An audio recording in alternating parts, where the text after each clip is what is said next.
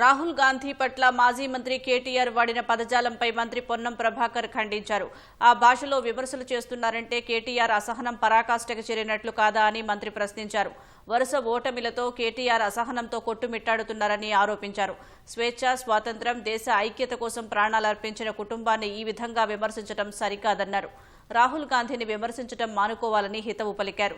రాజకీయాల్లో విమర్శలు, ప్రతి విమర్శలు ఉంటాయన్న మంత్రి ఈ విధమైన భాషను ఉపయోగించే ప్రయత్నం చేయవద్దని హెచ్చరించారు.